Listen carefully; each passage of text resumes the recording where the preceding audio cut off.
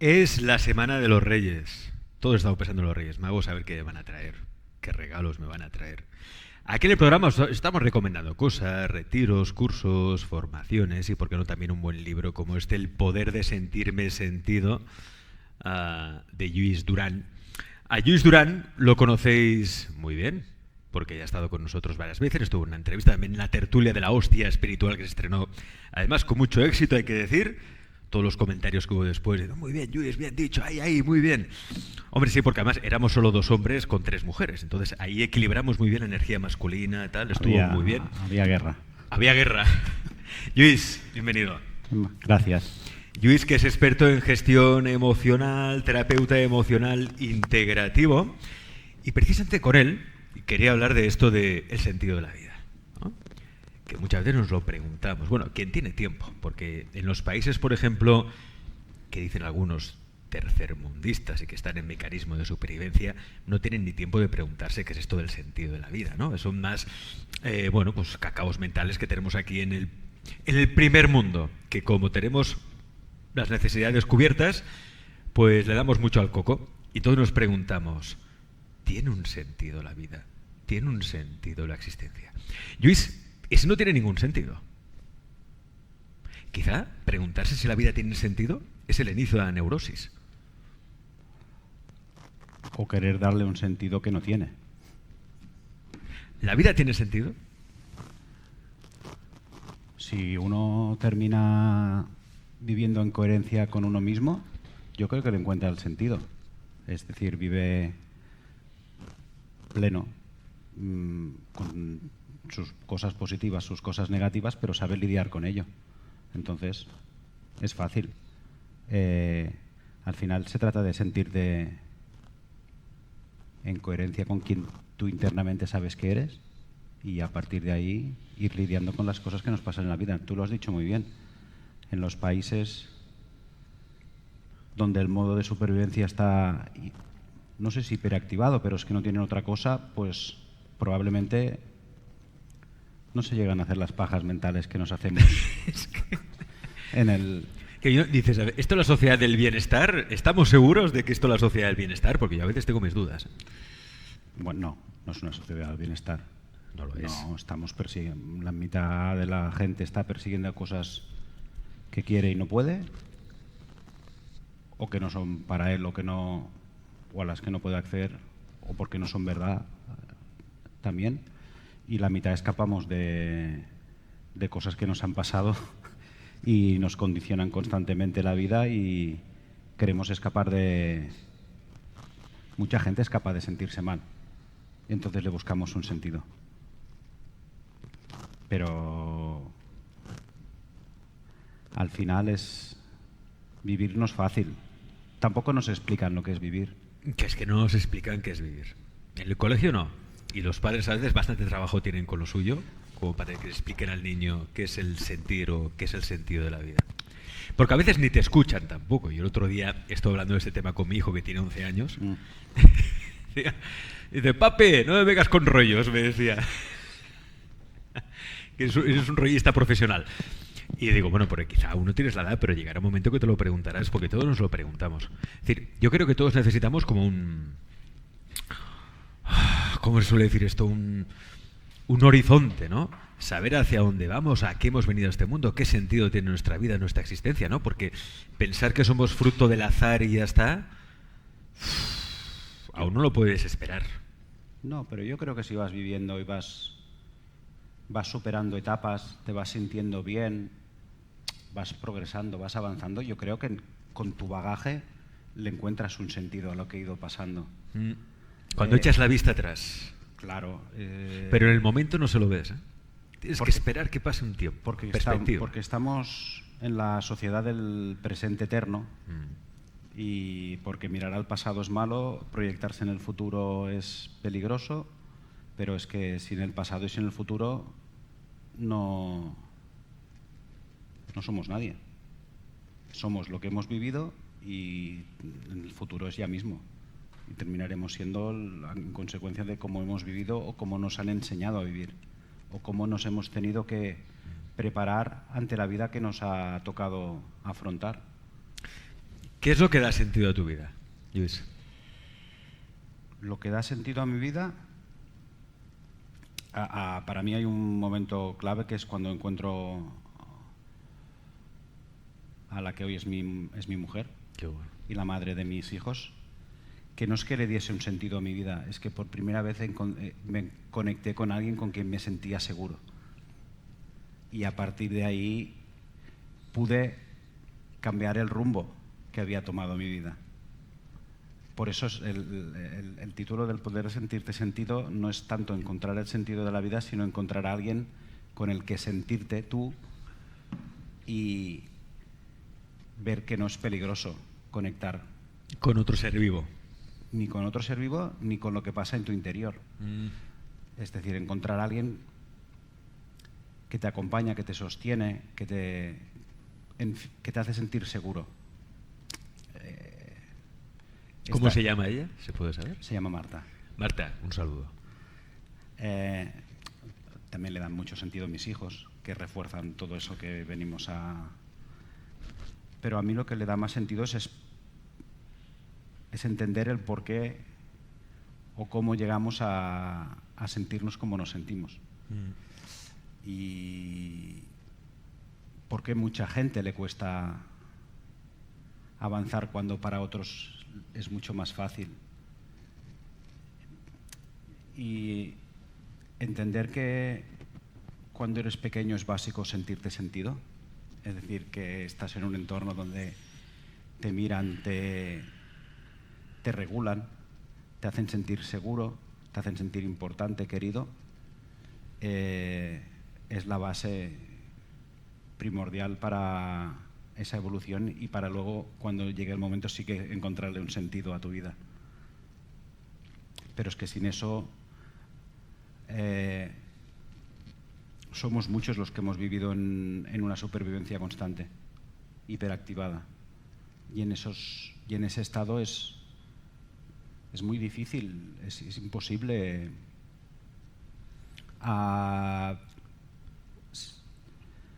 es muy difícil entenderlo porque es muy complicado no haber podido gestar esa seguridad con la que se mueve todo el mundo y que todo el mundo interpreta que tú también tienes que sentirte igual que ellos. Entonces, vivir en la eterna inseguridad, cuando todo el mundo interpreta que te tienes que sentir seguro, nadie entiende por qué te sientes como te sientes, ni tú mismo sabes por qué te sientes, pero eso te arrastra, es una lucha constante. Entonces, entender por qué te sientes de esa forma, porque eso deriva en una serie de conductas que ni tú mismo te ves reconocido en ellas. Y ¿Conductas como cuáles? hay 1000 conductas que todo el mundo interpreta como lesivas. Llámale adicciones, llámale trastornos de la conducta, el que más te guste. Son métodos de supervivencia, son una expresión o lo que sale a la superficie de algo que a nivel inconsciente hay una falta de seguridad, una falta de autoestima, 1000 cosas, pero es que no has podido crearlo ni formar esa estructura, porque los que te tenían que ayudar a que eso se pudiese construir de forma fácil, con los mecanismos que tiene el cuerpo, sistemas nervioso autónomo, que se active una parte del parasimpático que es la del bienestar. Claro, si tú no has podido construir todo eso y llegar a sentirte seguro nunca, tú te acabas instalando en que tu zona de confort o que para ti lo normal es vivir en la eterna supervivencia y en la eterna inseguridad. Entonces, todo lo que para el resto es seguridad, para ti es una alerta. No sabes vivir en ese estado. Entonces, ahí es donde aparecen 1000 boicots, que no son boicots, que son formas de actuar tuyas que en un momento te sirvieron y ahora no sabes cómo desactivarlas porque están ahí, funcionan de forma automática, pero ahora te hacen más daño que otra cosa. O sea, la incapacidad de sentirse es lo que hace que caigamos en adicciones. Y de que te hayan Y en sentido. conductas autodestructivas. Sí, pero no son voluntarias. No son voluntarias.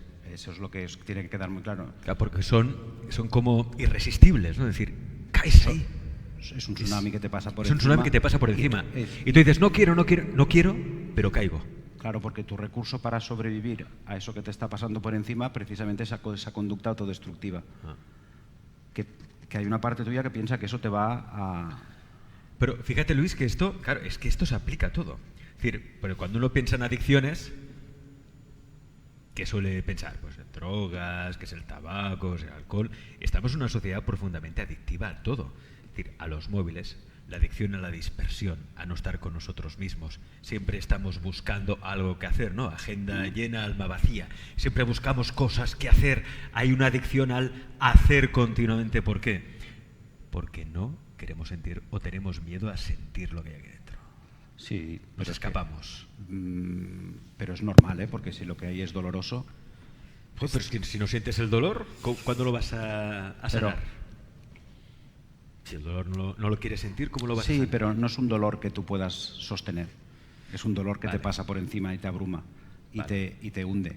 Entonces, ¿qué hacer entonces, Luis? Entonces es normal que cualquier cosa que te desconecte de eso, ya sea una adicción, que también hay muchas adicciones que no contemplamos y que están muy, muy presentes en nuestro día a día. El otro día lo hablaba con no sé quién, la adicción al trabajo. ¿Cuánta gente hay adicta al trabajo y se pasa más horas en el trabajo precisamente para no conectar con todo lo que... Mira, yo tengo una amiga con la que quedo de cuando en cuando para comer o charlar y solo sabe hablarme de trabajo. Y mira que yo intento que conecte con las emociones y demás, pero es que solo sabe hablarme de trabajo. Porque su vía de escape es lo único que controla. Lo único que controla. Claro, yo tengo el control, me da seguridad, pues nos movemos por este ámbito. Porque si tengo que conectarlo con lo que es mi vida o como yo me siento vulnerable. Me siento vulnerable. No puedo permitirme que nadie me vea vulnerable por tu historia. No puedo empezar a llorar frente a un desconocido ni frente a un amigo. Se me puede escapar una lagrimita y ya me veo vulnerable. Es que no puedo mostrarme vulnerable ni ante mí mismo. Ni ante mí mismo. Claro.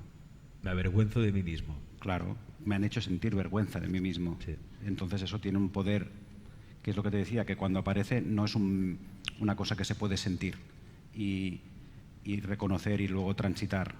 No, es algo que te abruma y entonces quieres desconectar y es muy normal. Entonces, también hemos caído en una sociedad donde es muy fácil la gente que te quiere ayudar y te lanzan mensajes desde este positivismo falso en el que vivimos. Falso porque no han pasado por ahí, no saben lo que es. Porque no han pasado por ahí, no te dejan ni el margen de que a lo mejor lo que te está pasando es realmente intenso e importante y tú no puedes hacer nada para salir de ahí, y entonces vienen frases como que todo es cuestión de actitud, que positivo. Date cuenta de las cosas buenas que tienes en la vida y entonces no entiendo por qué estás así, y un millón de frases que hay mucha gente que encima luego hace discursos, es muy influencer y eso vende mucho, porque claro, si todo en la vida te ha ido bien, y has tenido una infancia normal, donde te han cuidado, dado seguridad, es decir, te has podido sentir seguro, has podido construir una autoestima positiva, pues claro, afrontar un problema, pues lo afrontas porque sabes que tiene un final, porque es como has aprendido. Entonces, claro, hablar de actitud a esta gente es muy fácil, porque para ellos la actitud ya viene de serie. Pero a alguien que ha tenido que construir 1000 defensas en un entorno donde todo era inseguridad, miedo y responsabilidad en un sentido negativo, sostener eso es muy difícil sin la base con la que todo el mundo se mueve. Entonces, todos somos una historia distinta, todos sentimos de forma distinta. Todos no reaccionamos de la misma forma ante distintas adversidades y no es mejor ni una ni otra, si cada uno hace lo que buenamente puede. Ni el que tiene una conducta mal vista o vista como un trastorno no ejecuta, no está inmerso de forma voluntaria. Nadie se autoinflige ese sufrimiento a un nivel extremo queriendo, porque lo que más quisiera es poder salir de ahí. Lo que pasa es que todos los mecanismos inconscientes y automáticos te llevan ahí. Esto es lo que estos influencers no entienden cuando envían estos mensajes. Que a veces son mensajes, hay que decirlo, contraproducentes. Porque Muchísimos. crean aún más presión en la persona que obviamente no se quiere sentir así. Pero que no tiene mecanismos y herramientas, no lo han enseñado, no sabe cómo salir de ahí. Hay muchas personas que no quieren sentirse desdichadas o que no quieren caer en la adicción y que les gustaría ser más positivos, pero es que no pueden. Por lo tanto, un mensaje de sé positivo es como la persona que está muy nerviosa le dices, pero tranquilízate, ¿eh? Y te voy a estar tranquilo. Sé positivo, tú eso. Es muy difícil. Claro, es que necesitamos dar mensajes ya un poquito más de maduros y de más profundidad y más adultos. Sí, más es decir, el sufrimiento existe. El sufrimiento existe, el dolor existe. Sufrir es más normal de lo que nos imaginamos. Sí. Pasa que eso no se cuenta porque eso no vende la vida idílica y la gente no te tiene envidia o la gente no quiere ser como tú. Pero evidentemente que las cosas negativas existen, aunque se tapen. La felicidad eterna no existe. No existe. La alegría eterna no existe. No. No se puede vivir en un estado eterno de euforia, acabas en la locura. Es decir, hay cosas que hay que empezar a explicar. Y que más vale vivir en una serenidad, en un centro, que no estar siempre como una montaña rusa emocional. Porque somos yonkis de las emociones, ¿no? Es decir, o siento mucha euforia o siento mucha tristeza y todo con mucha intensidad y a tope. Bueno, vives escapando constantemente de todo. Vives escapando. Pero tampoco hay que estamos llegando a otro punto también, que es el del que también hay muchos casos que a lo mejor no son influencers pero son famosos, que han pasado por épocas malas. Sí. Y ahora se muestran como imagen del sufrimiento, y tampoco hay que romantizarlo, ¿eh? No. Y se está romantizando mucho que el estar mal está bien. No, estar mal es muy jodido. Estar mal es jodido. Entonces, estar mal es normal, pero bien no está. El que está mal quiere estar bien. Claro. Entonces, no tiene que estar de moda estar mal. Bueno, de hecho, ahora quizá ya no tanto, pero hubo un tiempo en que estar depre o deprimido o triste o melancólico, si eres un artista o un bohemio, pues entraba dentro de lo normal, o de incluso que está bien que una persona, un artista o un escritor tenga esa tendencia pues melancólica, la tristeza, la nostalgia, introspectiva, cuando eso yo creo que nadie quiere estar así, ni mucho menos eternamente. Claro que pasamos por momentos así, ¿no? Pero no estar así, no estar ahí instalado. Nadie. Voluntariamente nadie. Nadie querría estar así. También probablemente hay que ver que estos artistas y gente que vive en ese estado, que probablemente han hecho cosas muy brillantes estando en ese estado, es en ese estado en el que pueden crear eso. Porque conectan con algo muy profundo. Y entonces cuentan una verdad real. Cuentan la verdad. Y eso sí que vende. Porque conectas con alguien que te está contando la verdad y te resuena, conectas. Entonces, pero por eso hay que escapar de la superficialidad en las que nos quieren instalar ahora. Claro. Donde incluso sufrir está de moda y está bien. No, sufrir es súper jodido. Vivir enganchado en un sufrimiento constante es algo que tendríamos que poner medidas para que la gente pudiese escapar de eso. Hay muchas campañas de salud mental donde ahora todos estamos eternamente asustados por los adolescentes. Pero claro, si a estos adolescentes actuales, en su tierna infancia, les hubiésemos brindado toda esa seguridad, toda esa autoestima, toda esa confianza que se necesita para desarrollarte de forma sana, estaríamos hablando de cosas distintas. Porque hubiesen pasado el mismo coronavirus o el mismo momento de pico de estrés, con lo que implica para ellos el no poder socializar, cuando para ellos es lo más importante, pero entiendo que no estaríamos hablando de la crisis de salud mental en esas edades. Entonces para mí hay una cosa muy importante, que es poner el foco donde es necesario, y es brindar esa base de seguridad, amor, confianza, donde es la tierna infancia, donde se construye todo Si eso no lo hemos tenido en la infancia, claro, tú en tu caso, Luis, has explicado muy bien que encontraste a alguien Sí. que te supo dar esa seguridad y tú sentiste entonces la seguridad, ¿no? Pero pongamos que alguien no tiene esa suerte, que no ha tenido una buena infancia, una infancia que le diera pues, seguridad, confianza en sí mismo, y tampoco encuentra a nadie que le dé esa confianza, esa seguridad que no tuvo de niño. ¿Qué hace si está solo? Ese es un buen tema. La soledad. Pero es una soledad no buscada. No buscada. No buscada, pero inconscientemente necesaria. Porque el contacto y el vínculo con el resto nos hace sentir en peligro. Sí. Cuando tú no has tenido una infancia donde el entorno que te tenía que hacer sentir seguro, que son las figuras de referencia, son las figuras que te hacen sentir mal o aumentan tus sensaciones malas,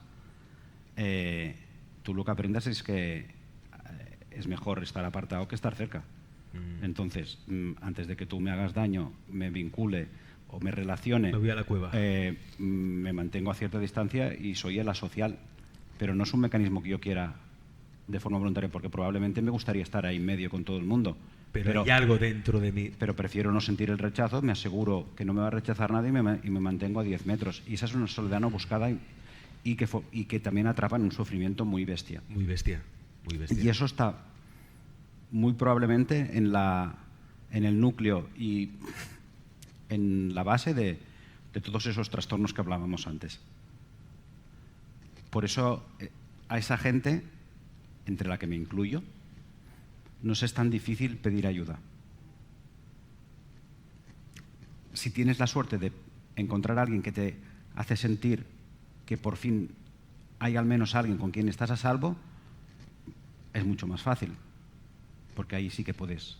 Pero si no lo encuentras, que es lo que decías tú, el pedir ayuda o buscar soluciones que tú no tienes a tu alcance es muy difícil. Entonces es cuando lo típico de cuando alguien explica, como puede haber sido mi caso, y explicas y te ve gente que te ha conocido toda la vida, ¿cómo no me habías contado nada?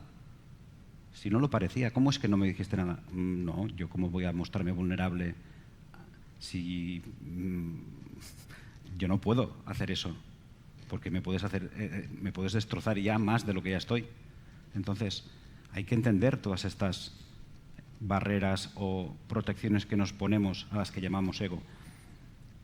Pero es que lo hacemos para no sufrir. Y hay gente que nos las ponemos de forma automática y nos gustaría no tenerlas, pero no sabemos cómo hacerlo para que no estén. Entonces,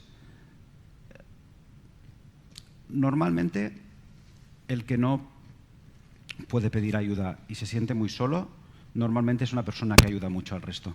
Eso es una pista. La persona que ayuda a infinidad de gente de forma altruista probablemente inconscientemente te esté pidiendo ayuda. Claro, uno da lo que necesita, ¿no? Entonces te das cuenta de que es cierto. Y mucha gente da el perfil, son gente que siempre están disponibles, que tienes su hombro para lo que necesites, y en el fondo es que ellos saben lo que es valorar tanto poder tener eso, que son los primeros que... Yo lo hablaba con una persona y me decía, es que yo siempre he dado, pero es que a mí nunca me han dado. Digo, sí. Hay muchas personas que piensan eso, que creen eso. Pero es que es verdad, porque ellos ofrecen todo buscando recibir lo mismo a cambio. Algo a cambio. Y vivimos en un mundo donde conectamos tan poco con el resto que, hombre, nada. me ha ayudado, me está perfecto, pues cuando lo vuelva a necesitar ya vuelvo. Ayer hablaba de esto con una amiga precisamente, de la falta de empatía que hay en la sociedad. Es una sociedad muy poco empática, profundamente egoísta y que cada cual solo piensa en sí mismo. O sea, todos pensamos en nosotros mismos, en lo que puedo conseguir de esa persona, que a veces lo disfrazamos de muchas maneras, pero todas las relaciones son de interés y el amor es condicionado. Y siempre esperamos algo a cambio. Cuando damos algo, yo pocas personas me he encontrado, de las hay, pero pocas personas me he encontrado yo que den algo a cambio, que den amor o den un cariño, un afecto, te presten su ayuda sin esperar nada a cambio. Siempre al final te acaban, aunque sea de manera indirecta, incluso inconsciente, te acaban pidiendo algo a cambio. Porque todos somos... O sea, no es una sociedad empática, nos cuesta mucho conectar. Por eso que decías tú, ¿no? Es decir, no queremos sentir porque sentir hay dolor, hay sufrimiento, y como yo no quiero sentir, me convierto en una especie de robot. Bueno, No quiero sentir, me convierto en un robot y tampoco siento nada por el otro, o soy incapaz de sentir los sentimientos del otro. Bueno, pues porque llegas a un punto que sentir es peligroso. Sentir es peligroso. Y te disocias. Totalmente. Hombre, claro. Si no has estado ahí es muy difícil de entender, pero nadie se pondría debajo o delante de un coche que viene a 120 kilómetros por la autopista. Pues cuando viene el tsunami de lo que te sientes y te pasa por encima es lo mismo. Pasa que no puedes escapar. Estás ahí atado. Entonces, ¿qué hacemos, Luis? ¿Qué hacemos? Porque eso hay que enfrentarlo sí o sí. O sea, no, tenemos que dejar de escaparnos de nosotros mismos. Porque es que si no lo enfrentamos tampoco lo vamos a solucionar. Hay que crear un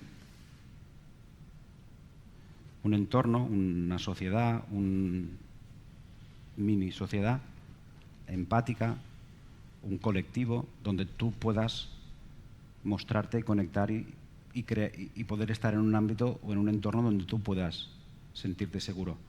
Hoy en día eso no se da, porque en la sociedad que vivimos nadie hace, como tú bien has dicho, nadie hace nada por otro sin esperar nada. Ni nos ponemos en la piel del otro. Nos cuesta mucho. Bueno, eso es ponernos en la piel del otro. Eso es más normal de lo que parece y es difícil, porque como todos tenemos una única experiencia, que lo que hemos vivido, todos creemos que todo el mundo interpreta lo que pasa de la misma forma. Eso es cierto. Entonces, eso impide muchas veces, y si encima tú te crees el centro de tu universo, entonces conectar con el otro no... ¿Para qué? ¿Para qué? Si no me interesa o no le puedo sacar algo...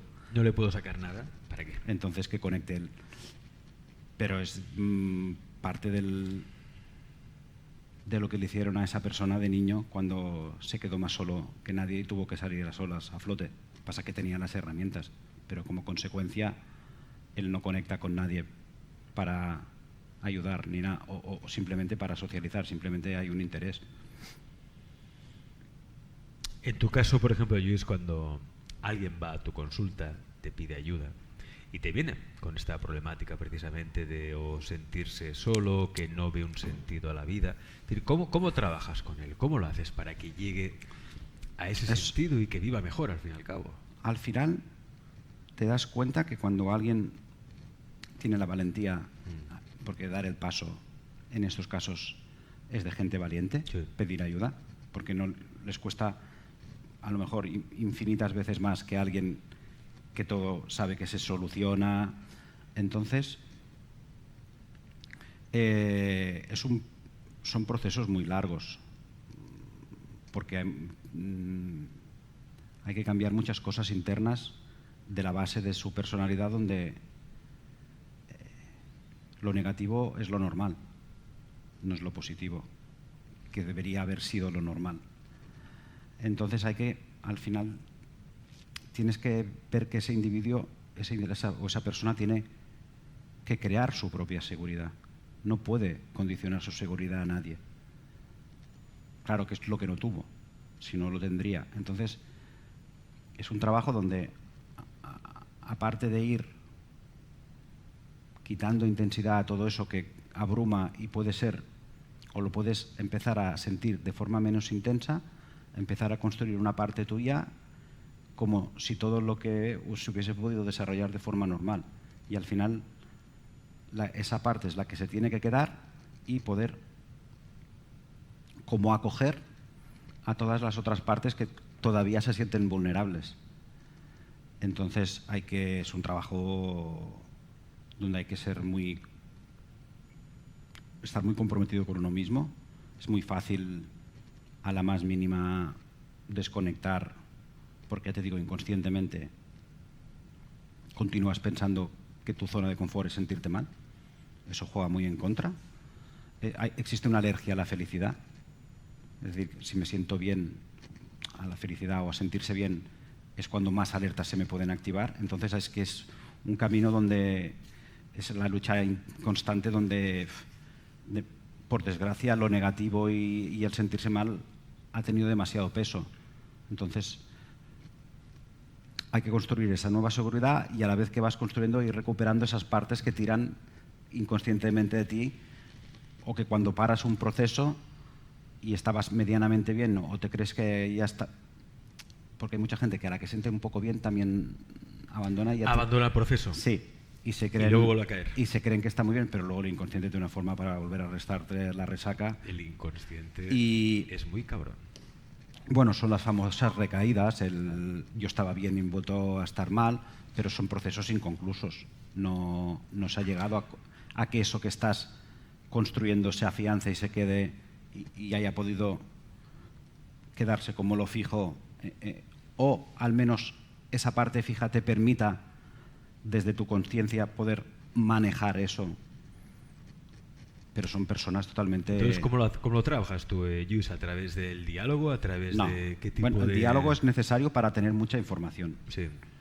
Pero luego hay que conectar siempre con el cuerpo y con las sensaciones que han quedado ancladas en el cuerpo y la correspondencia mental con cómo interpretas tú esas sensaciones.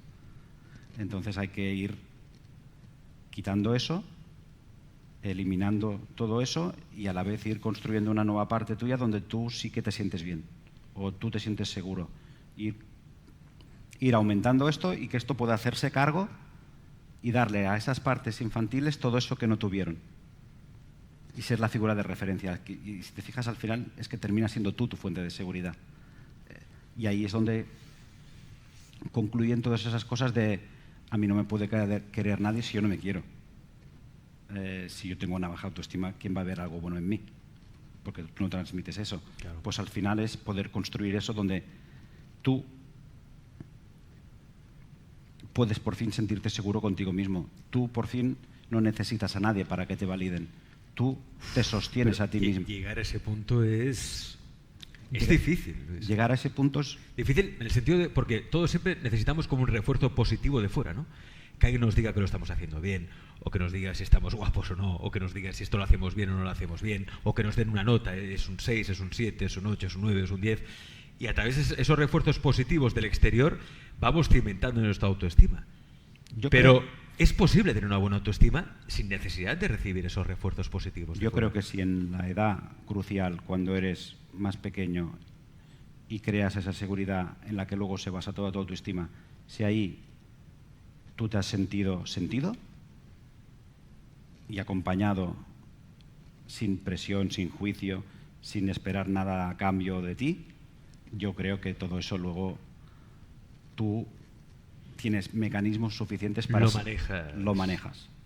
Sí, porque sabes que al final todo terminará estando bien. Tienes una perspectiva futuro donde todo eso que es malo se acaba. Si de pequeño eso no lo hemos tenido, tranquilidad, porque se puede conseguir. De adulto. ¿Es difícil? No, bueno, la palabra probablemente no sea difícil. Es complejo. Es complejo, es largo, no es fácil, se necesita implicación, durante el proceso pueden venir momentos de curvas, pero sí que se puede conseguir recuperar o ser tú el que te puedes dar eso que no te dieron y afianzar, o al final querer ser la persona que sabes que puedes ser, pero que hay mil cosas que te lo impiden y no sabes por qué. Pero evidentemente no.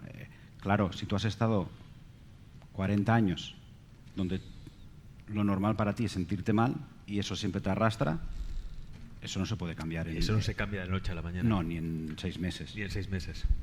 Eso necesita un proceso donde hay que ir picando, Lo cual quiere decir que ya, quizá desde la primera sesión, ya se note alguna mejoría. Por aquello que dices tú hay gente que como ya empieza a sentirse bien, abandonan el proceso. Cuando uno se siente bien, es cuando tiene que seguir. ¿Sabes qué pasa? Que es cuando puede implicarse más aún.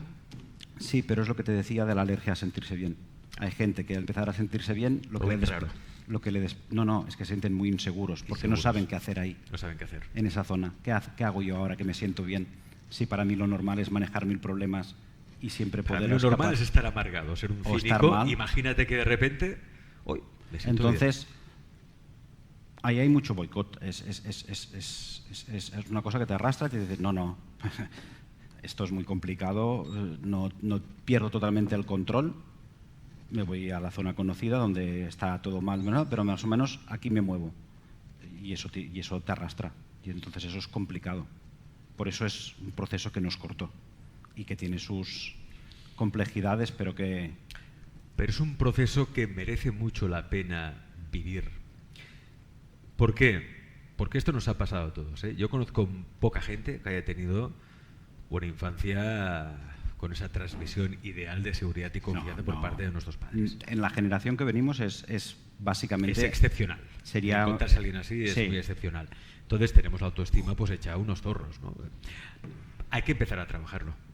Y Lluís es alguien que viene de ahí, ha salido de ahí, por lo tanto te puede acompañar a la perfección. ¿Quieres más información? Hombre, pues puedes hacerte con el libro de Lluís Durán, El poder de sentirme sentido, un libro hecho en colaboración con Natalia Sanchidrián. O también, pues le puedes pedir una sesión personalizada, que puede ser online también a distancia, ¿no? Nos puedes atender a distancia. El coronavirus nos abrió un campo. Nos abrió un campo. Tuvo cosas buenas. buenas. No hay mal que por bien no venga. Es el poco bueno que nos ha dejado, porque el resto no han aprendido nada, parece ser. El teléfono de Lluís es el que veis ahí en pantalla, el 662-0130-03, 662-0130-03, prefijo 34. Sí, le llamáis o lo contactáis desde fuera de España. Ahora que Lluís también lo podéis seguir en la página web, la que veis allí, y también en el Instagram como Lluís21 Durán. Lluís21 Durán. Lluís, muchas gracias por estar aquí. De Nades Comunica. Un placer. Y por traer tu testimonio que nos demuestra que de todo se sale.